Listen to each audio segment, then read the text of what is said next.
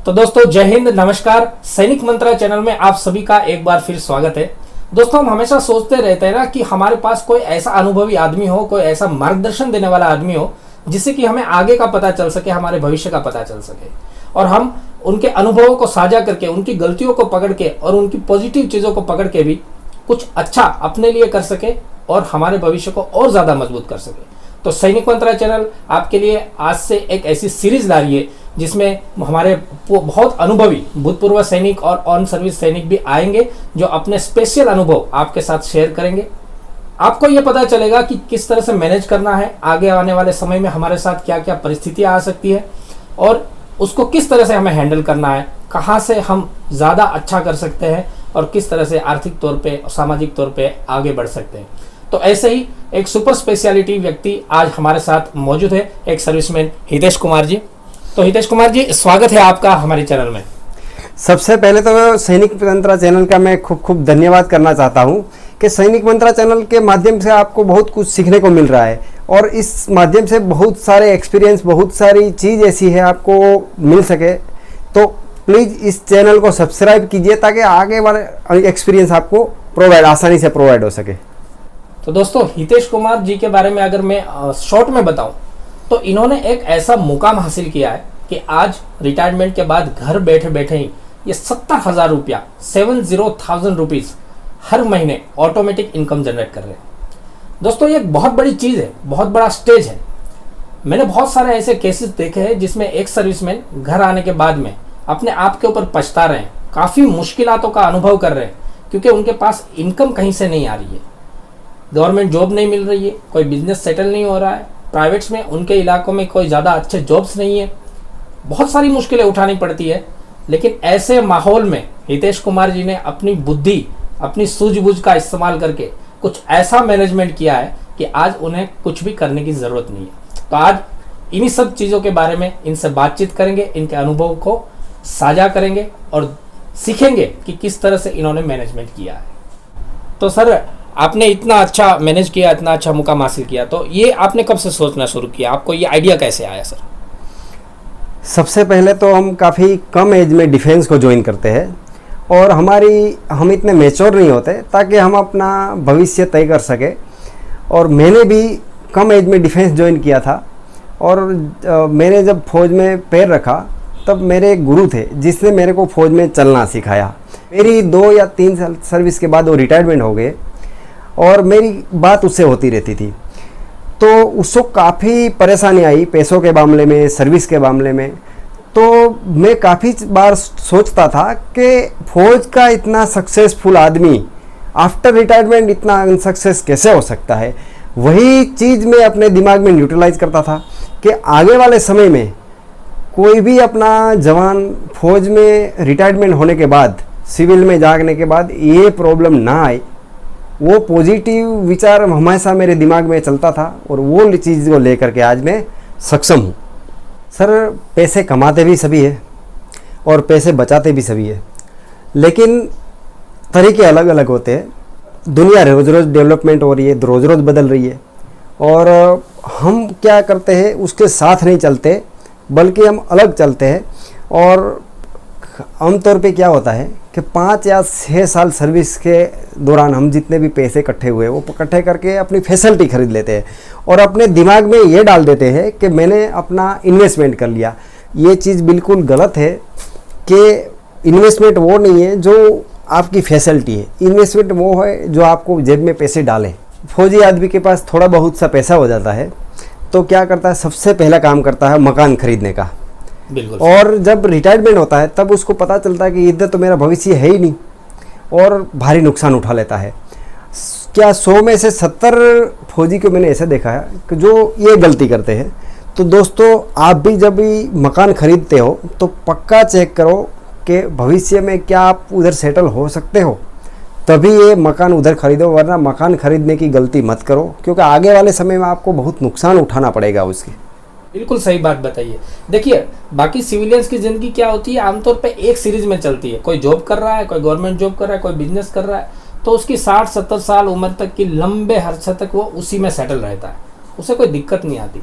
लेकिन हम फौजियों की ज़िंदगी 2 पार्ट में होती है। एक तो जब हम सेना की नौकरी करते हैं, उसके बाद में हमारे पास फिर एक चैलेंज आती है दोबारा से सेटल होने की। तो वो सेटल होना सबके बस की बात नहीं होती। आपको खुद को नहीं पता है कि आपका भविष्य आपको कहाँ ले जाने वाला है। तो सर दिक्कत ये आती है कि अभी जो मकान का अमाउंट है, जो हम मकान बनाते हैं, उसकी जगह हम क्या कर सकते हैं सर, और कहाँ पर उसको इन्वेस्ट कर सकते हैं, कोई आइडिया? अच्छा देखो, मैं पहले ही बताया था कि इन्वेस्टमेंट के तरीके में फ़र्क है। जैसे आप कोई कॉमर्शियल चीज़ खरीदो, जैसे कोई शॉप खरीद लिया, कोई इंडस्ट्रीज एरिया है उधर कोई शेड खरीद लिया, जो कोई जगह है जहाँ टूरिज्म ज़्यादा है तो व्हीकल आपने लगा दिया, तो जिससे आपको पर मंथ इनकम शुरू हो जाए।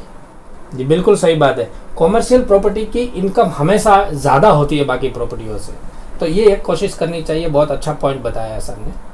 लेकिन सर कभी कभी से थोड़ा डाउट सा हो जाता है, डर सा लगता है कि कहीं हमारे पैसे डूब ना जाए, किसी तरह से नुकसान ना उठाना पड़े ना। देखो, जब तक आप सर्विस में हो तब तक तो बिल्कुल सेफ हो। सर्विस में आप रिस्क उठा सकते हो, रिस्क ले सकते हो, ताकि आपको आफ्टर रिटायरमेंट बहुत फ़ायदा हो।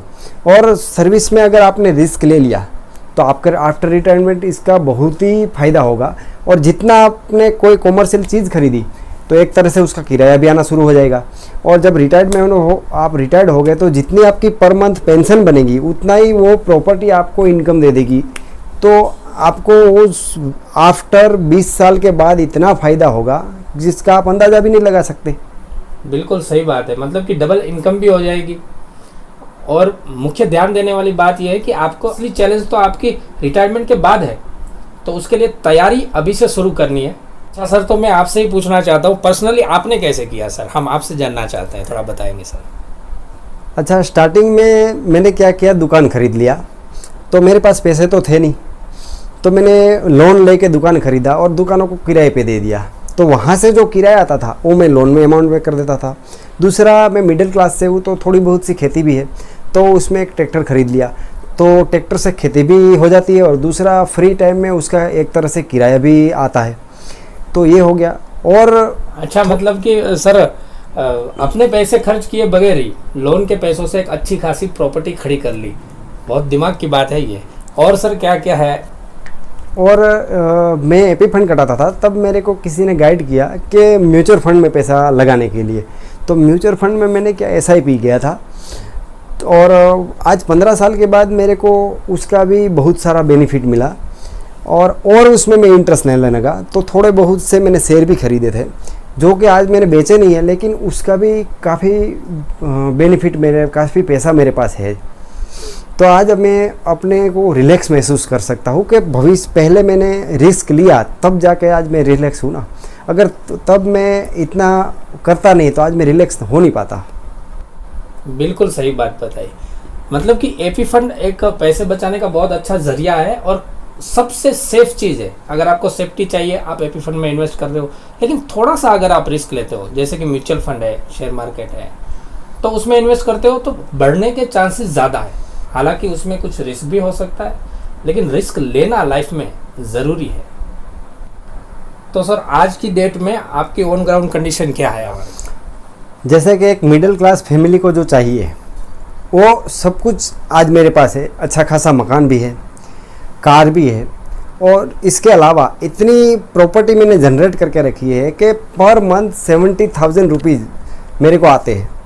और इस चीज़ को मैं आगे और भी डेवलप करूँगा।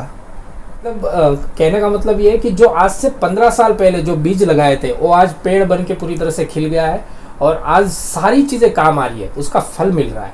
आपको अपने भविष्य की तैयारी अभी से करनी है। अभी से जब आप इन्वेस्टमेंट के तरीकों को बदलोगे, थोड़ी अपनी सोच को बदलोगे और आगे ले जाओगे, तो आपको रिटायरमेंट के बाद में किसी भी तरह की कोई प्रॉब्लम नहीं आएगी। ये एक अच्छे मैनेजमेंट की बात है, अच्छी सूझबूझ की बात है।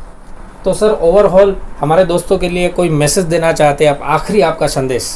लास्ट में मैं एक ही बात बताना चाहता हूँ कि गरीब लोग इसलिए गरीब रह जाते हैं कि अपने आप को अमीर दिखाने के लिए पूरा पैसा खर्च कर देते हैं और वो गरीब ही होते जाते हैं। तो आज शुरुआत आज से कीजिए, अपने आप को एक्टिव करिए, दुनिया को मत बदलिए, अपने को बदलिए, अपने तरीके को बदलिए और लास्ट तक एक्टिव रहिए। बहुत बढ़िया हितेश कुमार जी। तो दोस्तों ये थी हमारी एक special personality ex serviceman Hitesh Kumar ji के साथ मुलाकात। इस चैनल को सब्सक्राइब जरूर कर लेना, लाइक कीजिएगा, वीडियो को शेयर कीजिएगा और ऐसे ही पर्सनालिटी नए नए आइडियाज़ के साथ, नए नए विचारों के साथ हमारे साथ आते रहेंगे और हम सभी को कुछ ना कुछ फ़ायदा देते रहेंगे। तो हितेश कुमार जी बहुत बहुत धन्यवाद इतना समय हमारी चैनल को, हमारे दोस्तों को देने के लिए। नमस्कार, जय हिंद।